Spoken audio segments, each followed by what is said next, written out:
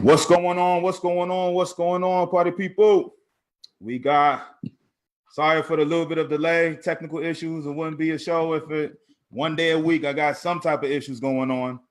But anyway, so let me start off by saying I appreciate everybody that is purchasing the program. I got a lot of emails. Again, to get into the bat drawing, you have to purchase the program. I got a lot of emails, bunch of emails coming in. But go ahead and make the purchase over there. Click on the link to go ahead and cop that program. All right, got a lot of questions and I'll answer them at the end from different people. But without further ado, I met my man a few years ago. He was he had just finished doing some wild base running, crazy base running at the University of Memphis over there, and he was on Sports Center and just going crazy over there. I'm like, who's this dude? And they were like, oh, he's from the town outside of Memphis over here called Collierville. And I just happened to meet him and we hit it off from day one. Great kid, works extremely hard. We always talk hitting. And, for him being such a young dude and being, all is, he's always, willing to learn and just listen. And, I respect guys like that because, I can, I like to run my mouth and he listens to me. And then I basically tell him all the right and the wrongs, how to go about his business. And he's doing it. So he's just finished his third year, right, Monty? Third year already? Gosh, time will fly. Third year in the Los Angeles Dodgers system. And, he's on his way. When you talk about versatility, we talk about D1 to junior college. He's one of these guys that I'm always talking about. All right, we always been, Monty, I've been talking about junior colleges like crazy, man. You think like I went to junior college as much as I've been junior colleges, man. But we're gonna go into your story, dude. But I want to definitely. What's up, T-Sup? What's up, Bubba? What's up, Mr. Ray Allen Cali? What's going on? So I definitely, without further ado, I just want to introduce you to my man, Brandon Montgomery, aka Monty. All right, coming in. My boy's about to hang it up over. We're gonna talk about what's going on in his life in a little bit. But anyway, without further ado, Brandon Montgomery is here. Monty, if you could, man, just kind of give a little background. I have everybody, all the guests that come on, I let them talk about from day one when they started playing ball all the way to where you are right now. All right, knocking on the door of the big leagues. All right. So what D said, Brandon Montgomery from Carville, Tennessee. I was born in Houston, Texas. 22 years old. I started playing ball probably when I was around 3 years old or so. My dad and big brother were a huge influence in my life with baseball. I kind of looked up to my older brother a lot. So whatever he did, I wanted to do. So he was a huge baseball fan, and so I just followed his footsteps. And my dad was always right there with us, just pushing us all the way. And probably when I was turning about 3-4 years old is when I actually picked up a bat, started swinging and everything. I always went to my big brother's games, just fell in love with it. And then we moved out to Tennessee when I was a little bit younger. I started playing t-ball out here. Me and my dad were talking about the other day. Coach Campbell, very first coach ever on t-ball. Got kicked out of t-ball league. We're talking about that. So, yeah, they were saying I would hit the ball too hard, and the pitcher was like in danger or something like that. So they kicked me out. But no, my dad, he played college football and played a little bit of high school baseball, and not really a baseball background, but I don't know, there's something about him. It's just he picked up baseball just like second nature, just boom. And he taught me and my brother everything we did. He was our coach from like 8 years old, somewhere around there, through until high school. And then high school and college, whenever I struggled, go straight to him about, hey, we got to go to hitting cages.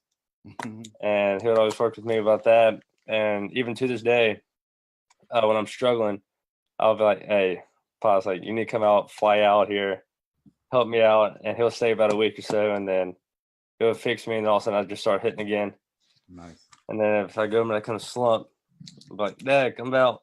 So come out and get it. But yeah, I went to Carville High School. Also went there for 4 years. went to Memphis out of high school for 1 year. I had fun there. Decided to take my baseball career to San Jacinto Junior College in Houston, Texas. And probably about the first or second week there, I ended up signing a scholarship to Miami. And then draft came around in 2016, and the Dodgers called and they're like, "You want to go to school? You want to play baseball?" I was like, not that big of a school fan. So I decided to pick baseball and pursue my lifelong dream, and here I am now. All right, so let's go back, man. So you get a scholarship to play at a D1 school, man, and you're playing. You know what I'm saying? You're playing, getting some quality ABs. Yeah, I played every game besides one. Got ejected the game before, but yeah. Right. So my bottom line is most guys transfer because they're not playing, or they, basically whatever. But you kind of did the backwards way. You went to D1, then transferred to Jace Junior College, and then got drafted. Usually they go to junior college first, then go to the D1, and then get drafted. So what happened over there in Memphis that you felt like your best move was to go to junior college? Just talking to my dad and everything, like Memphis, real good school. We played decent competition every once in a while. But I talked to a scout, an old Indian scout. Now he's with the Yankees. But I talked to him for a while, and he was asking me, he's like, "Hey, do you want to like stick around at Memphis and play second base and possibly get drafted?" Because even though it's a D1 school, it's not like one of those like SEC where scouts are at every single game. And being a second baseman at a kind of a small D1 school, you don't get seen a lot. And he's like, "Hey, I can get you to the number one JUCO in the nation. If you want to go there, talk to your family and everything." And that was probably the hardest decision I've ever made in my life, because I loved it at Memphis. Liked all the coaches, all my friends and family. It's my hometown. So probably the toughest thing to do is to leave Memphis, but it worked out in the end. Then went to St. Jack, talked to the coaches and everything, and we'd love to have you here. So it was just a huge family decision, and it worked out, and it's probably the best decision I've ever made.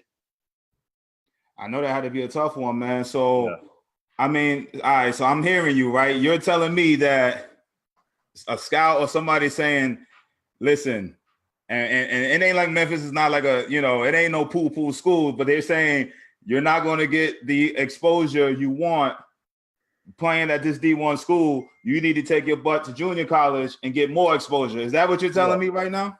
Yeah, that's what he told me. Because he knows St. Jack's background and knows Memphis. He's from this area. And the amount of people, like if you go back and look at the amount of people from St. Jack drafted versus Memphis drafted, like my class at St. Jack, we had 13 kids drafted. In my class, 13. Wow. Yeah, it's just, and the history behind it, like all the scouts know who San Jacinto is. Right, I heard of it. I'm just kind of saying it out loud because, again, I promise you, over the last month or so, I've just been talking about junior college. So, and D1s and everybody. But the fact that you're telling me that you left a Division I school to go to junior college so you could get more exposure.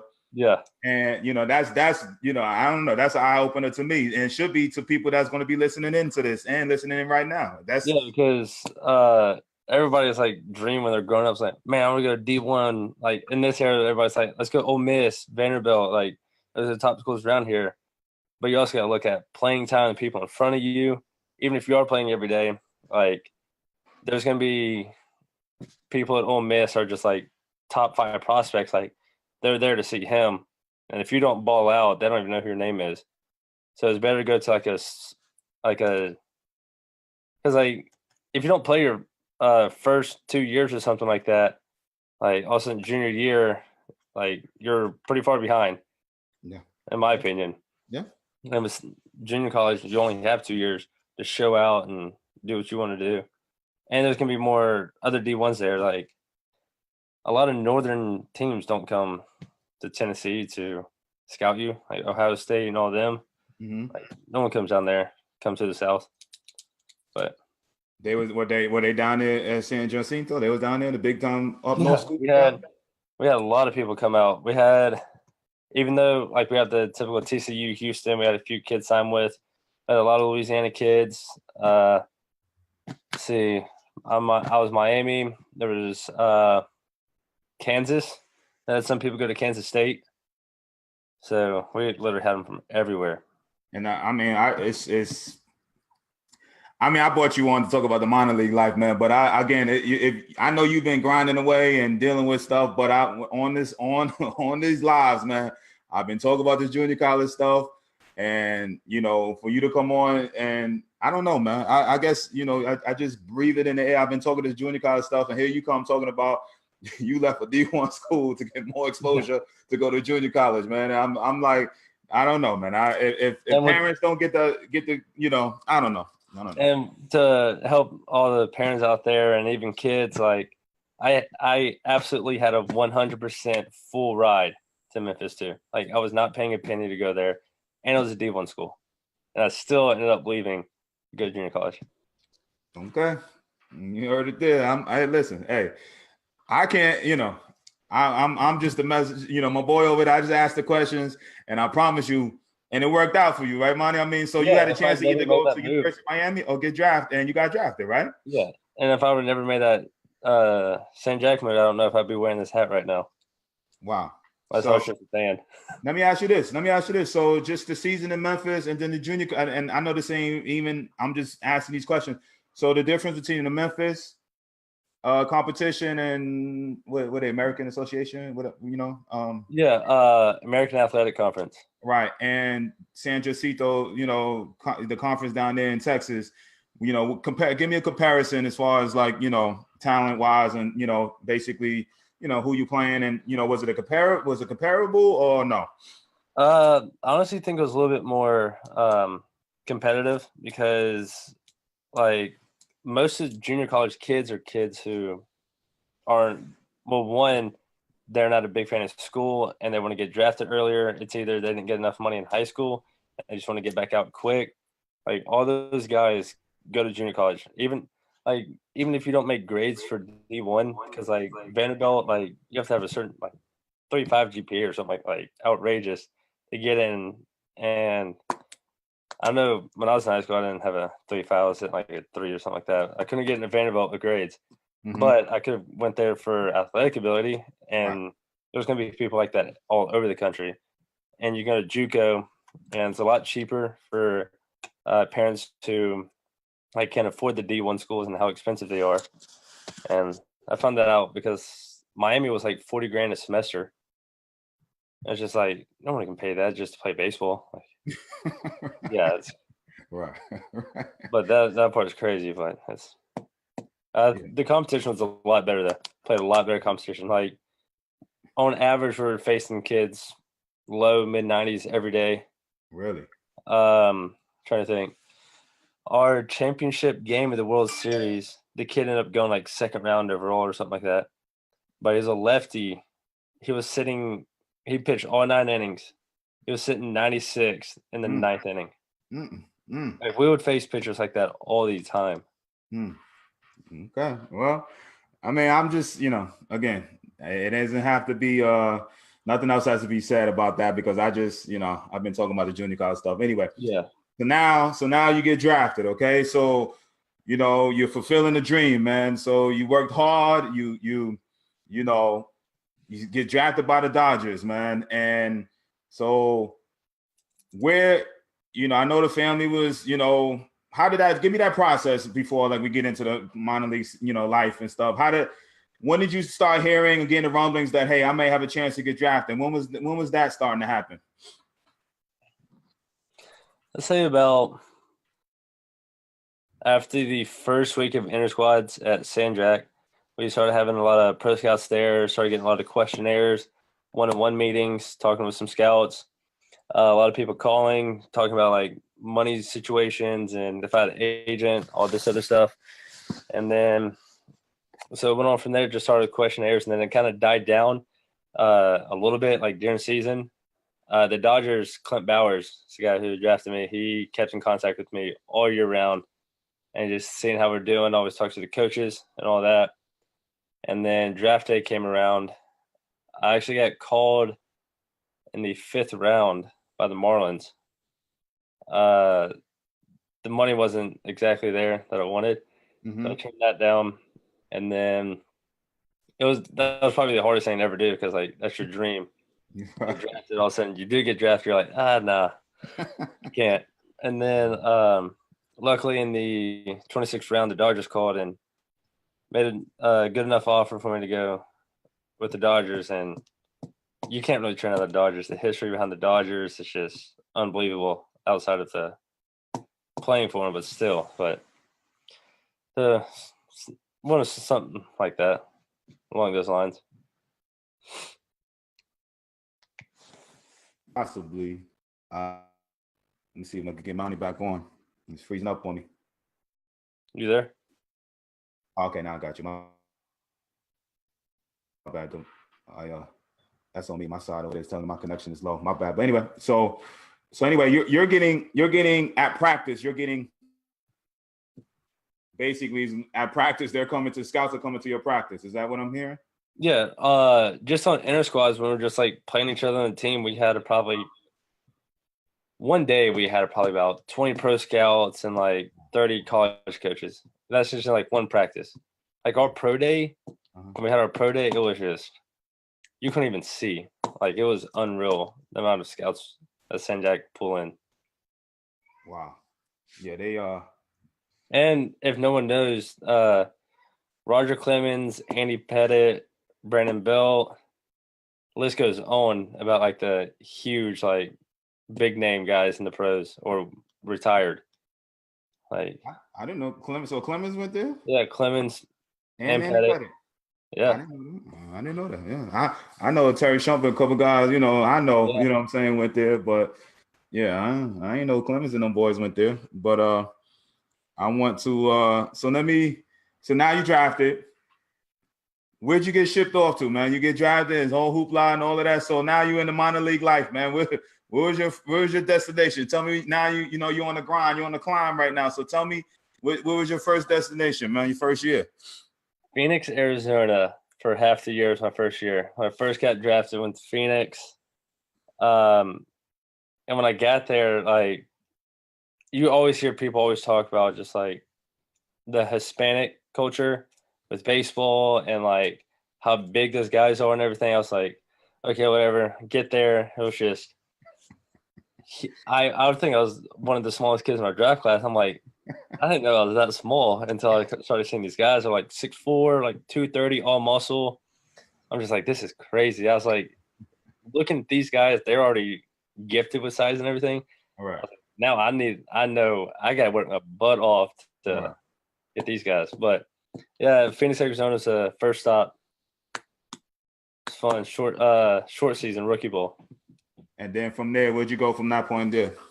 So from there, I stayed there for like 30 games, something like that. And then I was doing good. Got promoted to Ogden, Utah for the rest of the first season. Mm-hmm. Stayed there. Ogden was a pretty cool spot to go with the mountains and everything. Yeah. And then went there and finished up the season in Ogden. All right. So you go from Arizona to Utah, your first season, full season. Again, parents, ask questions, make sure, you know the routine. So anyway, now you get finished with your first full season. Give me the from San Jose, the junior college in Texas, to your first summer professional ball. Like, how different the competition was that? It was just like more than obviously the competition was just unbelievable. But outside of that, the speed of the game is what changed. Like, it's almost like you don't even want to run out a ground ball. Like, by the time you hit it and they field it, the ball's already in the first base and club before you even take a step out of the box. Like the double plays for the pitchers out there, like instead of you like biting your nails every ground ball you get with the runner on first, you're like, man, I gotta strike these guys out. I gotta do it myself. All you gotta do is just get a ground ball and it's a guaranteed double play. Just about 99% of the time, gonna be double play. So the speed of the game, really changed. The amount of errors went down, strikeouts went up for the pitching, which is golly. That was the biggest one. That was the biggest shock to me was the pitching more than anything. Yeah. So, and that's one of the biggest adjustments. And each level you go up, the speed of the game, and you know this, and you experience it now. Yeah. It's just the speed of the game just keeps increasing, and people don't necessarily understand that. But you know, it's ground balls get eaten up. You know what I'm saying? There ain't no easy bases. It's outfielders got more range than ever. You know what I'm saying? It's just the speed of the game. It's just crazy, like you said. Our outfielder from left, center, and right, the average 60 time was like a 6'3", 6'4". And I'm talking these kids are like 6'5" in the outfield, just height. Big old athletes, huh? Yeah, it's just, and they have a cannon, throw 98 from the outfield easily. Right. All right. So now you're playing with, you know, the best of the best, man. So you have a great year, and then I want to kind of get into, you know, the next year you scuffle a little bit. Right now, you know, I'm sure you probably have never scuffled in your career. Let's see. Second year was that was the year where a lot of learning happened. A lot of learning happened second year. I ended up skipping low A completely and went straight to high A. Mm-hmm. And like coming out of camp, like obviously skipping low A, I was just like, oh, nice. Like they liked me. Like now we like go out and like show out and prove to them. And yeah, that was a big eye opener. I kind of got from what I did my first year. Had some coaches were like, hey, like what you did in short season, it's not gonna work at high A. I'm like, okay, so I started changing all this stuff, like trying to do everything like possible to like help myself, give me like an extra edge. So I started doing all that, and that just wasn't the kind of hitter I was, and I just went down. I hit 250 or something like that. I was just like, come on, and it was just that whole year though, because I went through probably about 30 different stances. Yeah, it was bad. Been there. I've been there. Trust me. I'm gonna go deep into that, but go ahead, keep going. Yeah. But like the biggest thing with that, the struggling part was it's terrible during the time, but at the same time, it's the best thing ever. Because like it's better to have a struggle early than later in your life. Because like high school, college, whatever, whatever, you blow through that. Most kids who are drafted just blow through those.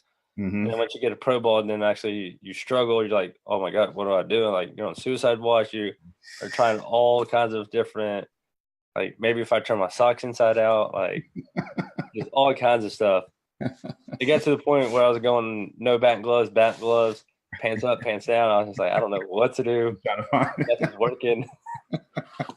All right, so let me ask you this, man. I'm gonna go back to the struggling part and the suicide alert because we all been there, man. And so let me ask you this. So for the viewers, most guys don't understand. You know, most people outside of this baseball world don't really understand. You know, high A, low A. You know, can you kind of go through how many most major league organizations have, how many different levels it takes to kind of just get out of A ball? So I'm just going to go ahead and say all the levels. I know with the Dodgers, so we have 2 Dominican leagues. We have a rookie ball. We have a short season A, a low A, a high A, double A, triple A, then major. So there's like 9 different levels. And most people just think of like double, triple, major. Right. Yeah, they don't know any of the stuff before all that. Like that's where the grind during those levels. That's the grind. That's where, you know, people don't understand. You know, they think everybody's Mike Trout or Bryce Harper or A-Rod. You know, they 19, 20 in the big leagues, but for the most part, it takes most kids even three plus years just to get out of A ball. And you know, and that's if you make it out of A ball. Yeah. But most guys don't. And I was talking to one of our coaches last year, a couple years ago, whatever. But they did a statistic on like the amount of careers that end in A ball. Mm-hmm. There's more careers that end in A ball than any other level. Yeah. Yeah. Like we have kids on the team that are 27 years old, Never been unable. not out of able, and then they end up getting released, or they're just like, okay, like I'm not going anywhere. They retire, quit. It's just hard once you get out of that. It's just Yeah. that's the hardest part to get out of. Is able. It definitely is, and you know I'm glad that you are putting it to them because you know everybody on here, parents wise and all of that, they want to go to college. You know they want their kid to go to college and then obviously get the opportunity to play pro. But you know it is a grind. I said this number before: 4% of the people that get drafted step on the major league field each year. 4% of all hundreds of whatever, I don't know how many players gets drafted each year. 4% of those people make it to the big leagues, and that's how tough it is. And most of them don't make it out of A-ball. So you know the fact, some of the fact that you're grinding away, man. You know, more power to you. Keep it going, man, because it is. I told you the other day. What did I tell you about what you know? Once you get out of high A, what did I tell you? What did I tell you the other day? If you can hit in Double A, you can hit in the big leagues. That's right, and I promise you, Double A will be tougher than some of them A-ball. And that's just my thing. So, anyway, I'm give me some of the cities and you know that you played in, like some crazy places that you like, you know, because again you in that minor league life, man. So give me these cities sometime where you sit back and be like, wow, I can't believe I'm here. You know what I'm saying? Well, I'll start from the bottom of it and then I work my way up. Because there's only a few up high, there's a lot down low. So like there was like a Billings, Montana. It's literally in the middle of nowhere. I don't know if you played in that. No. There was like Billings, Montana. There's Modesto, California. I heard that's desert, like, right? I never been there. Oh, it's all desert, like. Yeah. And the wind's blowing about 50 miles per hour, and the fencer's like 450 in left field. You're just okay, whatever. Right. What else is there? There's what? Did you go to Iowa in Midwest League and them like? Yeah, Burlington. Yeah. Well, Burlington Bees. What is it? Burlington, Indiana, I think. But Burlington, like, probably the one. It was worse than for people around here is Suggs Park, which is our like community fields. Like, it was kind of one of this. This is like I played high school fields better than this, but but the places we stayed in like a resort. Like we had a indoor water park, we had like a casino, we had like it was nice. That was the only good part about it. That's why everybody liked going there. Right. But you'll have like places that are just like you're playing in sand and the dirt, and then you'll upgrade and it'll play. All of our affiliates are like have the best fields in the league for the most part. But then you'll have Fort Wayne, Indiana. That's like right in the heart of. It's like the Redbirds. It's like right in the heart of the city. Like awesome background, really good field. Like that was one of them. Bowling Green, Kentucky had a good one. Really? Yeah. What was the spot in California? Not Lancaster. There's the Padres. I don't know if you know the Cal League. No, I know. It wasn't a Rancho, right? You were at Rancho, right? Yeah, I was in Rancho. Yeah, but one of the stadiums there, it was supposed to be a AAA stadium. Really? But something happened and it ended up a high A stadium. So like the whole stadium's like decked out. Nice. The fans don't fill it up, so it looks like a empty place. But yeah. So talk about that. Like, I mean, you know, that was one of the biggest drawbacks. I you know, you had this impression that you're playing professional ball, gonna be thousands of people in all these places, man, and then you get on that grind, and you know, sometimes certain stadiums, I could like sit there in the outfield. I used to just count how many people were at the stadium.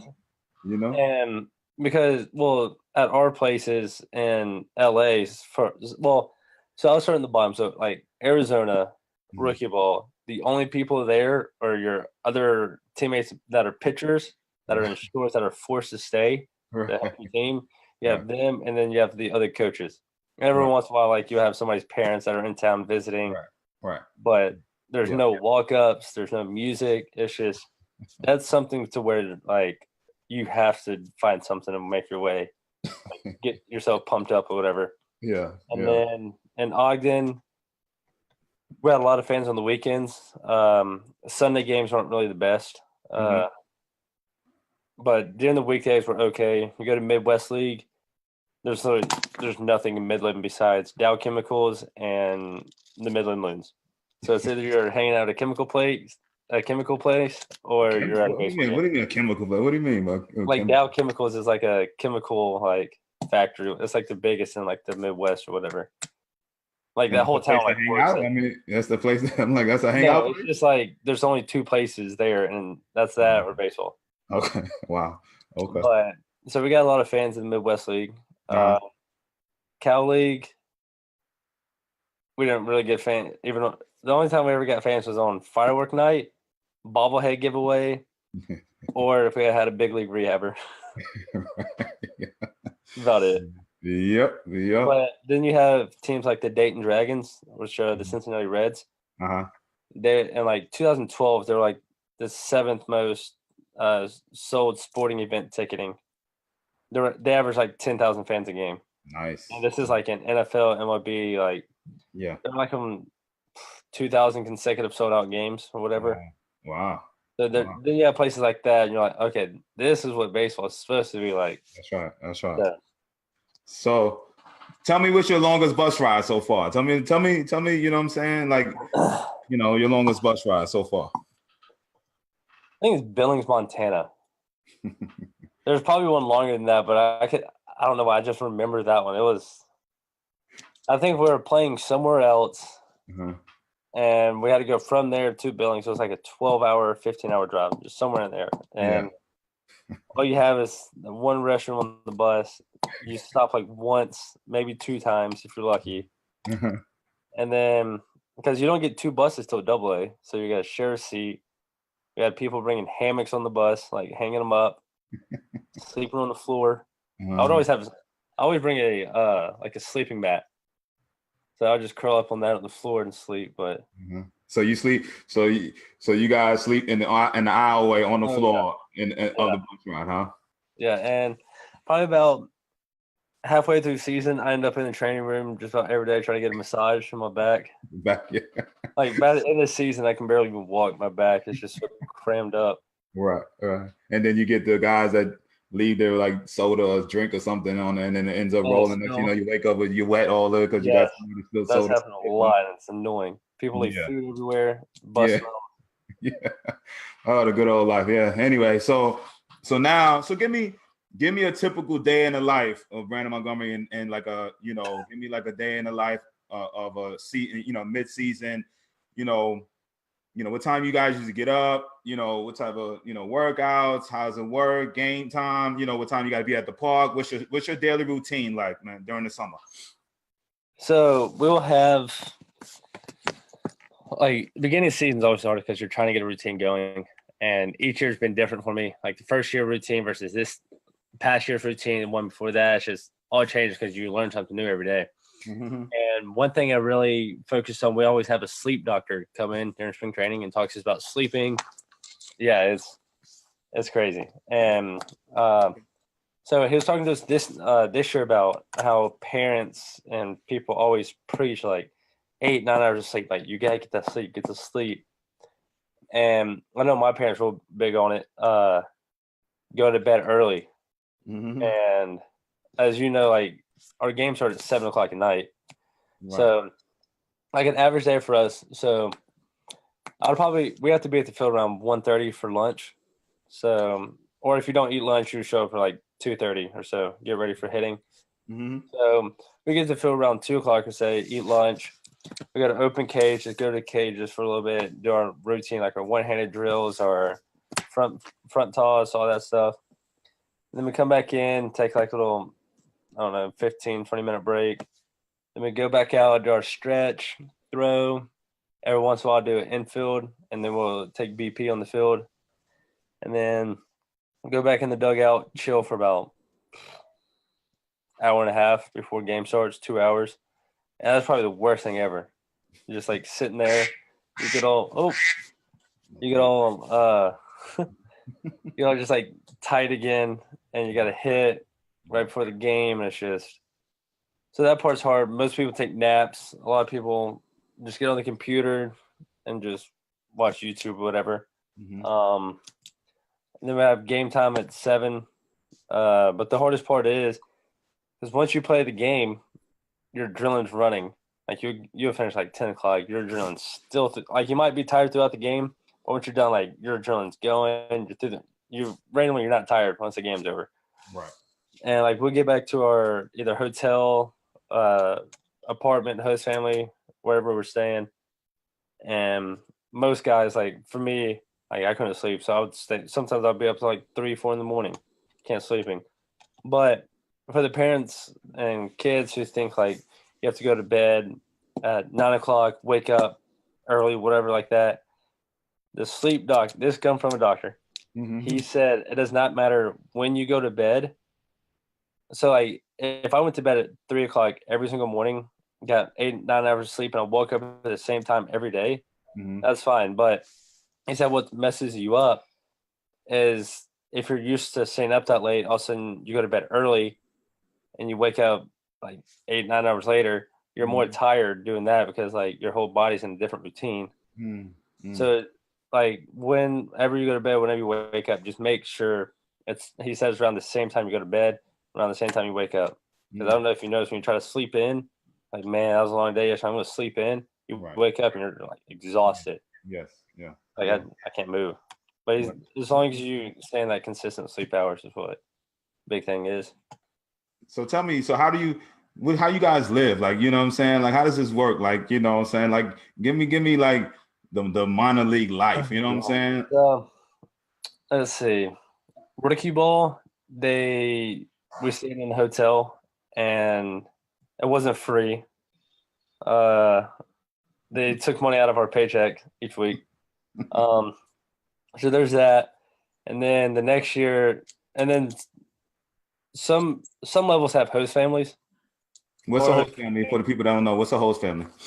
So a host family would be like, say if I'm coming in town and let's use the Redbirds as an example since they're in town. So it's like, guys on the Redbirds like need a place to stay, help them save money, and if they can't afford it or whatever, they'll get like families. So like you would take the player in, you feed them, give them a bed. Most people give them a car to drive, and you just go on like that. That's the most ideal thing because it's free.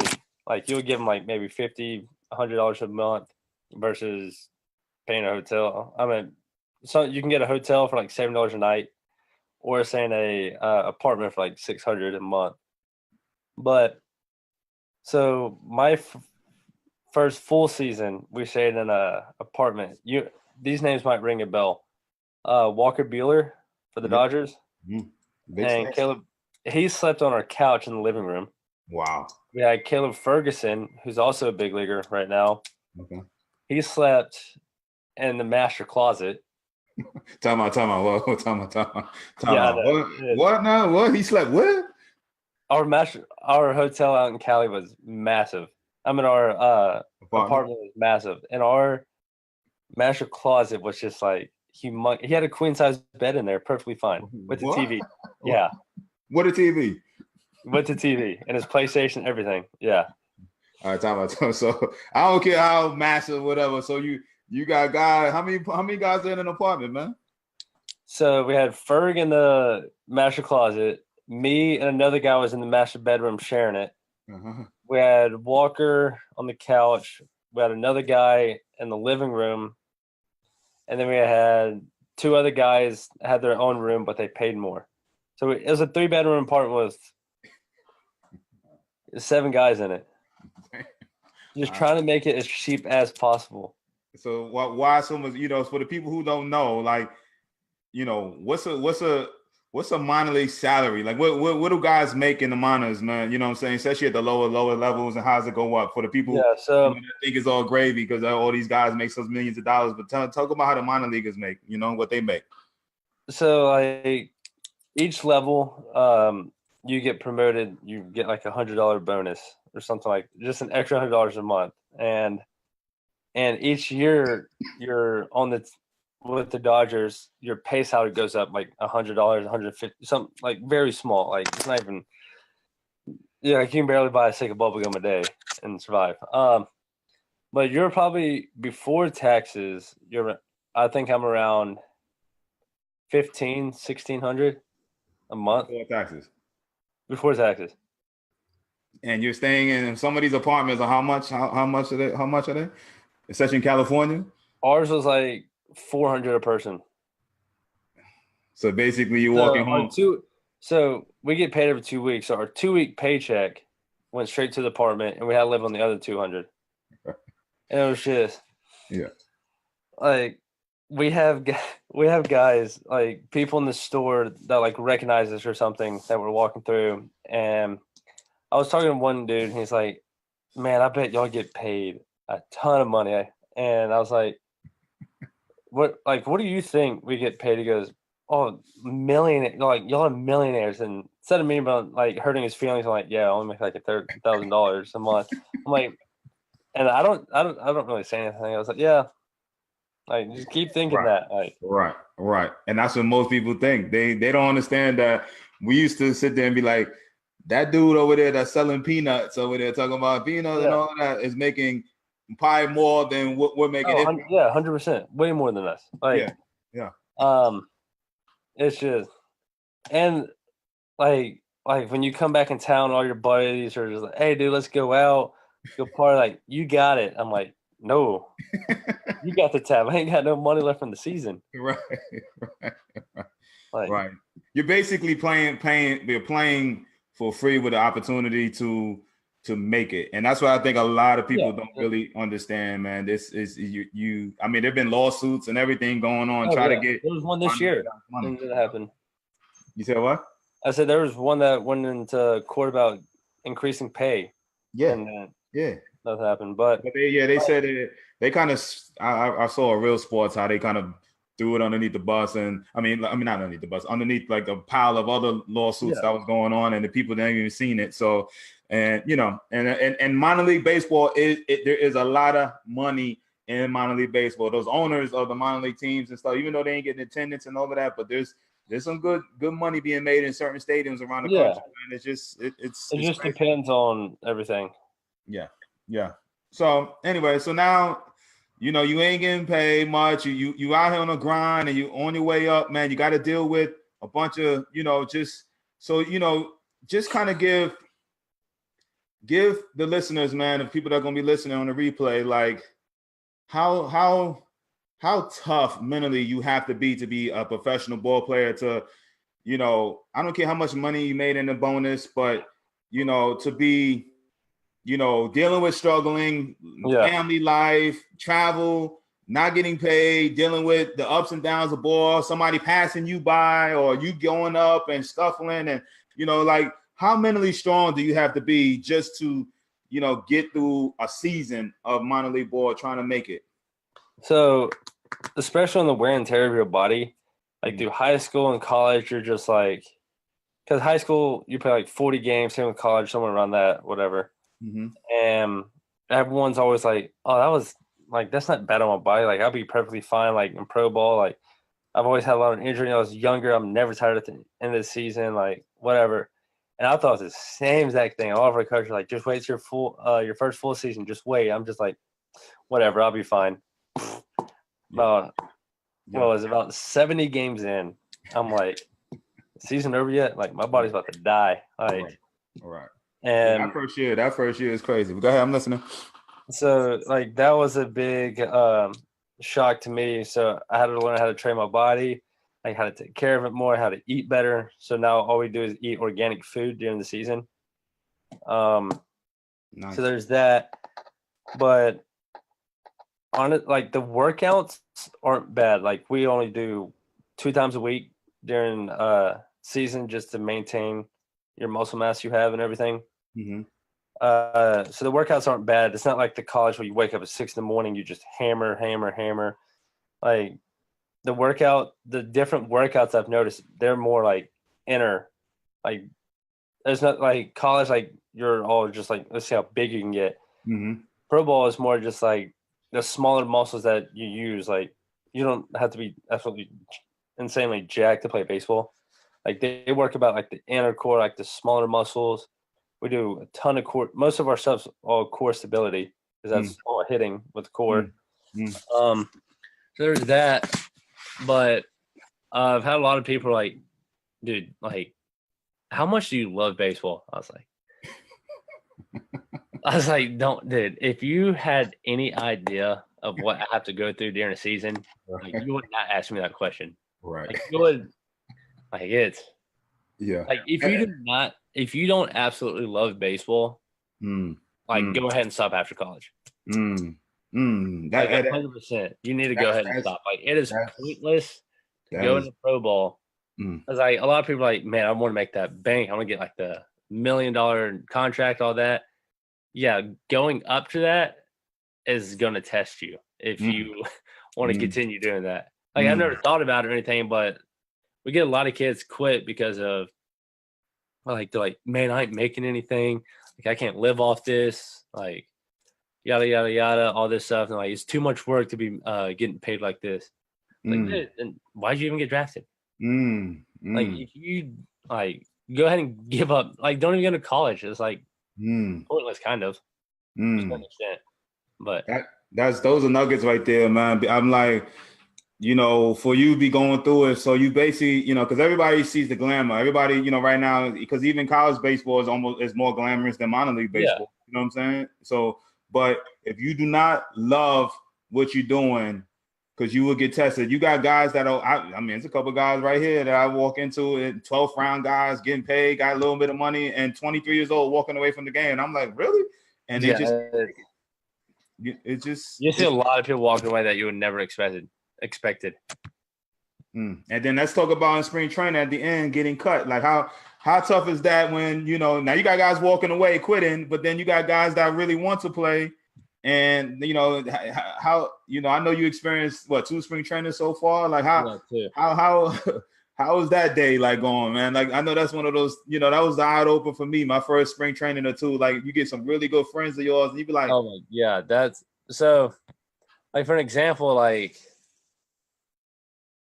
any second, like, your boy can just get cut just like that. And, like, you're going out through practice, like, having a blast, like, talking about, like, man, I can't wait for this year. That's going to be a good year. I feel good, all this stuff. And all of a sudden, next thing you know, you come back into practice and you're like, no, like, where's he at? Like, he's probably eating lunch or whatever. All of a sudden, like, you walk around the corner, you're just bawling his eyes out. Yeah. Because, like, that's the end of your career. Like, that's the end of your career, man. You can't do anything else unless you go overseas or whatever, or try to get picked up, which is going to be really hard after that. So it's just like seeing like your boy cry, like it is. That's probably the worst thing about it, and it happens any second. Like one kid, I was like, I don't really hang out with him. I just like know him, and like one day, like we're just in the lounge, like doing ping pong, whatever. He had all of his bags. I'm like, do I ask him? Because like I don't know. Right. And I was just like, well, I'll ask him. I was like, dude, did you get released? He's like, no, I just had extra equipment. I take back to us. Like, okay, good. Whew. Very next day, gone. No way. Just like that. I'm just like, yeah, crazy. And listen, man, and that's why I said you gotta. My first spring training at 2, man. That was when you said that, man. Balls crying, like I got goosebumps, man. I almost got emotional because I was thinking about those days, man. Like really good friends of yours, grown men. Just imagine grown men crying because their dream is technically over. Everything they work hard for, it's over. Right? Yeah, it's like you feel because you don't know what to say either. You're like, oh, dude, you'll be fine. Keep your head up. Like, right. Can't do anything. Because the part of you is like, I'm glad it ain't me. And that's just real talk. You know what I'm saying? It's like, I'm glad it ain't me, you know, but you also feel for your guy, you know? I don't know. Anyway, that just got me. You know, that's probably the worst thing about baseball. Right. It's like in college, like, yeah, you have some good friendship with your boys and everything. And yeah, when they graduate senior year, like, I see you, dude. But like, it's just like a whole different thing because like, it's your life. That's how we make a living. Like we're getting paid to do this. Like that's how some guys that are married, that like that's how they pay their bills. Like say they support their family, kids, whatever, and all of a sudden they're just laid off, and you're just with no warning either. Like you don't get like a 2-week notice. Right. You get no notice. You just come to the coach's office. you're gone. And it's just like, dang. Listen, I think, I just go back to what you said, man, because and you know, listen, everybody's gonna get told at one time. Everybody doesn't walk off. I told this story already. Everybody doesn't walk off like Jeter and Chipper Jones. You know, I wish it was like that. Huh? I wish it was like that. Right. I said most guys, 95% of the guys at one time or two gets told they ain't good enough no more. Either some guys get it earlier than others, you know what I'm saying? But at one time, you just get told you're not good enough no more. Your body can't handle it no more, you know? And then, like, even if you do get cut from, like, the Dodgers or whatever, like, and you want to continue playing baseball, at the same time, you're like, am I even good enough anymore? Like, I just got cut. Like, why would another team want me? Right. It's just. Right. And then, like, you'll have a lot of kids that will bounce back and forth, like, from team to team, just trying to make it just because they love the game so much. But, yeah. Because, like, it's hard to hang up the jersey. Like, and listen, and we always been told you got to let them rip it off of you. Not. That's why I don't understand these guys. There's a couple guys around town. I'll be listening, and they're quitting. They were just walking away, and I'll be like, do you know how many people want? Even though as hard as you saying it is, the 4 or 5 guys in the house, and the travel, and the body, and all that, the money that's not being made, but there are still millions of kids that want the opportunity that you're in right now, and for guys to walk away, I don't get it, man. You know what I'm saying? Yeah, it's. I don't know.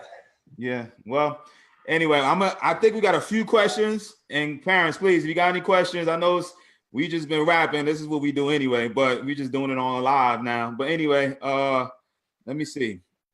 We got a bunch of people that came on since, but. Let me see. Read through these scroll real fast. Oh, and also, for mainly if there's any kids watching, goes for you too, parents. You can tell them if they're not watching. Most of the parents won't know what eye wash. We talked about this last year.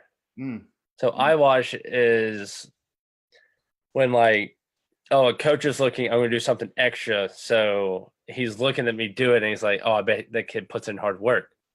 Like, if you're that kind of kid, you are never making it past college ball. You have to be the kind of kid who will stay after practice late, get to practice early, wake up. Like, I used to wake up don't tell your kids to do this, and kids, if you're listening, don't do it.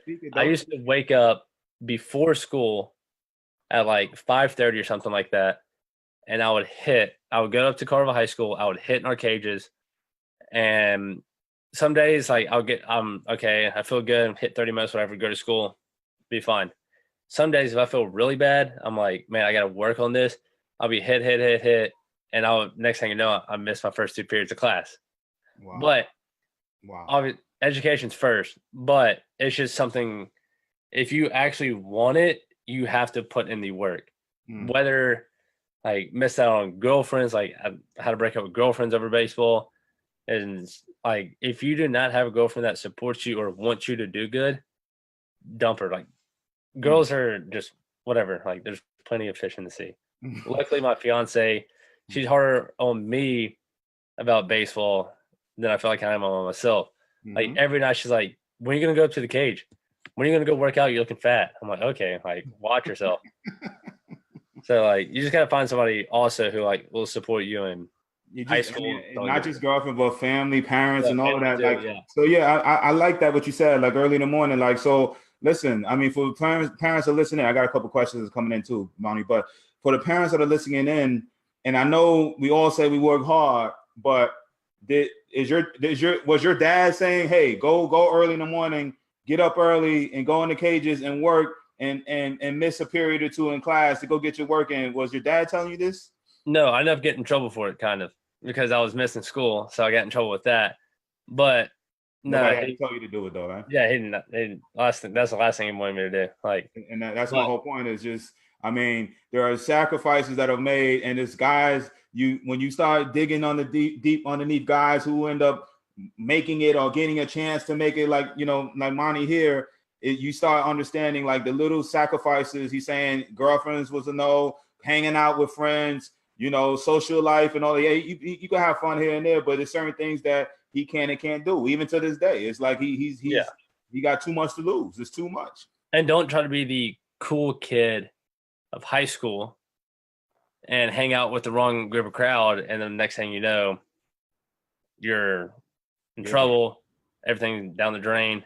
You would rather be, if you're trying to make it in baseball, you'd rather be the kid that does not hang out with anybody and puts work and just dominates everybody on the baseball field versus hanging out with the cool kids and partying all night. And then next thing you know, you got nothing to show for it. I got Bubba in Alabama asks, what's the biggest changes you had to make from college to the pros? Good question.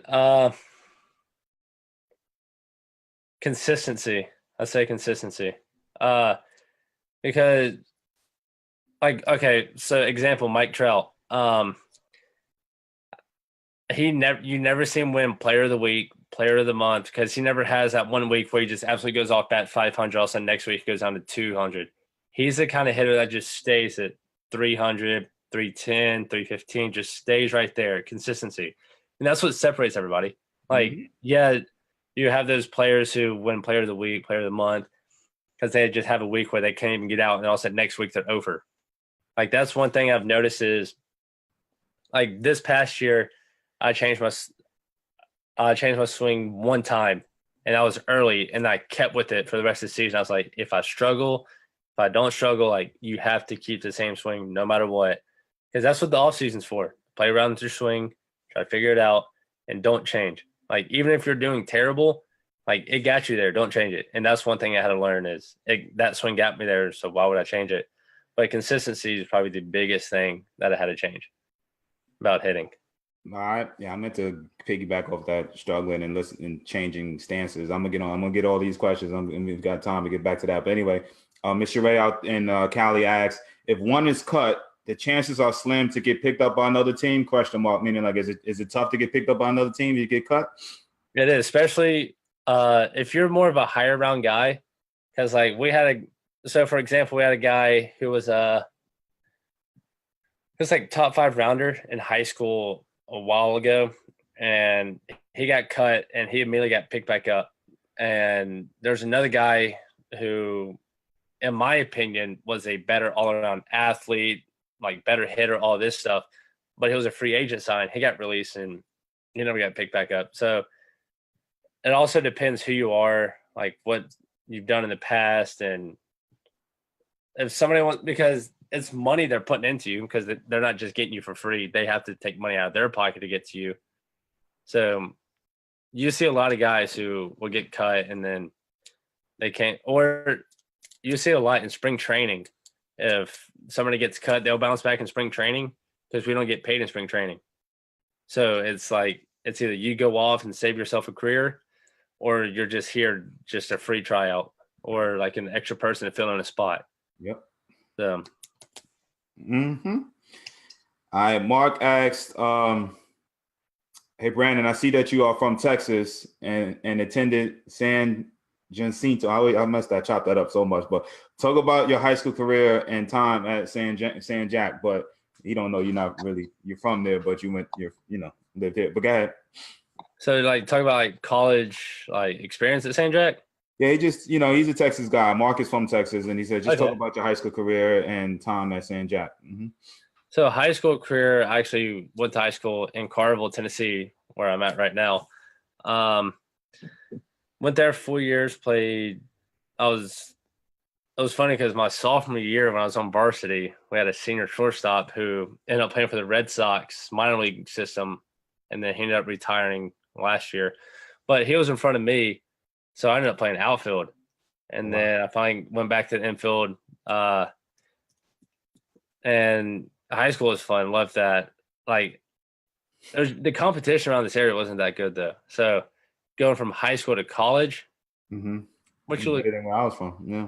What'd you hear? Tell me your numbers, because I had a young college kid on the other day, and Monty, you work with kids and stuff. I just it Yeah. amazes me, the older they get. I mean, I understand a young kid, 8, 9, 10, 11, they may not know their numbers, but like, from middle school, it's definitely from high school kids on. Like some of these kids just they don't know their numbers. Do you know your numbers? What you hit? I try not to look at them, but I just don't try. Do you know your numbers? Yes or no? not really. No. Really? Okay. I know records I've broken though. Well, how you know you records and you don't know your numbers, man? How that work, man? Because at the Carnival website, like I had like a huge like thing, like broke like stolen base record, most hits, most ABs, like average, stolen base, like all that. Right. So my I point think is in high school, how you don't know your numbers, man? How you never didn't know? See, you the person I well, was. okay. So this is for other people out there too. If you get caught up chasing numbers, you're gonna end up going down. Okay. That's my opinion. Okay. So I try not to look at numbers until the very last, until season's over. So like this year, I hit like 315 in high A and like 258, 260 in low A. Rookie ball, I hit 364. And short season, I was like 334. So I know that. And then in college, I was like at 4 something, I think. Really? I'm just saying, yeah. I mean, you know your numbers. I know you. I'm an advocate for knowing your damn numbers. I am. I don't care. I shoot for them. I'm like, well, that's what this baseball thing is about. You better know your damn numbers. So anyway, all right. We got Jesse says I saw him play in Arizona with a minor league coach in 2016. Good player. Keep working, Brandon. Thank you. Yep. And we had Mark asked, Mark in Indiana asked, in high school, were you a multi-sport athlete? I guess you could. Well, my freshman year, I played football, and then I got my first baseball scholarship offer as a sophomore, like right before football season started. And I ended up quitting football because I didn't want to get hurt and mess up my baseball, because that's the only thing I've ever worked for in my life. And last thing I wanted to do is to get hurt with football. But I do regret quitting football. I really wish I would have continued to be a multi-sport athlete. Also played a little rec basketball. But that was nothing. That was just for fun. But I really do regret not being a multi-sport. Okay. All right. Well, let me ask you this. So my son just turned 12. I have tried to explain to him about embracing the grind. Thank you for explaining what it takes to be the best you can be. Do you have anything you can tell him to help him realize what he takes? And, for any of the kids and parents that are going to be listening on the replay of this, just, if you can just explain like the life, man, how tough it is. And, just basically, I mean, you've said a lot already, but speak to Wayne's kid, but also just you're talking. Well, I know I was the same way with my dad, and it took me a while to realize it. And then most of my kids I teach right now, their parents would come to me and they're like, my kid won't listen to me. Like, he thinks they know it all now. They don't think dad knows anything. That's one thing you're going to have to like work on, is not getting frustrated with him. And like, don't force him to hit or field or pitch or throw anything. Like, if you force him, he's going to start hating it. And that's what I've noticed. My dad was just like just like laid back, just like, if I want to go do it, he's going to drop whatever he's doing and go do it. Because if you want him to enjoy what he's doing and go out and do it, not force it upon him, that's the biggest thing. And then I know with like younger kids, like, well, I went back to like, they're not going to listen to you. You gotta, it's really hard to knock it into those kids' head. But if you have any other hitting coach that you go to, whatever, because I know with me, I like when the parents are there. So the kid hears me talking to their dad or their mom or whoever's there and telling them what to do. So now when you go home, the parents are like, well, this is what Coach Montgomery said. And then they're like, okay, let's do that now. But like I've had some parents that teach the same exact thing and to say the same stuff, but the kid won't listen to them because it's their parents, but they'll listen to me. That's the tough thing. Do not get frustrated at the kids. That's one thing that I know you see it all the time with your lessons, D. But Nah, I mean that's great, man. So, I mean, listen, man, Monty, I think you explained the grind, how tough it is, man. And the biggest takeaway I got from you being on, and you know, listen, it's been years since I experienced it, and but just to hear a young player that is, grinding away at his dream, I wish you all the luck, brother. You know that, but just to hear you say like you have to love what you're doing, man. When you have grown men crying for this, you have, people or everybody's listening in wants to be in your position where you are, you know what I'm saying? And, with the chance, and that's all you want is a chance. But with baseball, you're going to earn it. You are going to earn everything you get in this game, man. And it is a grind and it's tough. And you're going to get tested, man, mentally and physically, man. Is that right? And you always get like a lot of my friends that I haven't talked to in a while. They're like, man, I see you're living out your dream. Like you're playing baseball and everything. I was like, yeah, all this stuff. And then I was asking them about their work, like what they do, whatever. They're like, yeah, I do so-and-so. It's like, it sucks. Like I hate doing it. I bet you're having fun. Like you get to do, like, you're having fun doing this. Like it's what you have always wanted to do. I was like, I bet you $1 million I have to put in more work than you ever thought about putting in at your job. Yep. And like ours is like mental, physical. It's just like everything falls into play. And it's just, and it's tough. Like, I mean, most people, they work hard and everybody works hard, but they think, we play a kid's game but they don't understand everything that goes along with it, man. That's why when I retired, I took 3-4 years, I didn't want to see it, touch it, and be around it, man. Because it's just, you literally, and that's kind of what, like, I wish it was the off season. Like the only time I want to see baseball is when I'm doing it. Not when I'm coaching, but like, I gotta make money because I don't make money during the season. Right. And that's another takeaway. Just guys, the people understand that yes, scholarship money is great, and looking at you're gonna, I don't know who ever signed lately, but you're gonna see these guys sign over $200-300 million deals, and just understand that. Just take it. It is well earned. A lot of people, most 90% of these baseball players do not make what you see on TV. Everybody think because this guy signed for 300, everybody makes it's not like that at all. It is a grind, and you can make a solid living once you kind of get through the grind. What he's doing right now, but you can make a solid living, but it's you're gonna, like I said, you're gonna have to work hard for it, man. And so anyway, I'm real fast before we hang it up, man.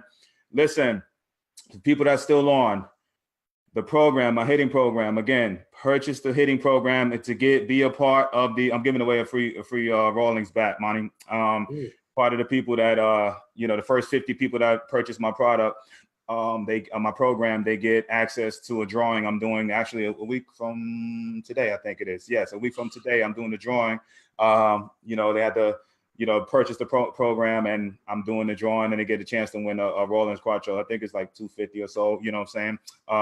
The DB Elite, we sponsored by Rawlings, so I get to connect. So I'm giving away the bat. I've been talking about this online stuff. You know that for a long time, Monty. Yeah. So so make sure the link is connected to this. And Monty, I mean, listen, we work together. I'm just gonna ask.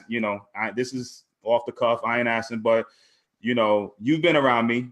You know what type of stuff I teach and communicate with, and hell, we work together. So if you can let them know what kind of style, let them know what will be in these type of programs. And you a pro guy now, right? So let them know. So I know because all my the pro coaches and everything were always like, hey, who you hitting with? Like in the off season, like who do you work with? I even do it during season. I have 3 main guys I will talk to, and my dad, Robert Fick, my boy. I don't know if y'all know him, but Robert Fick, and then D.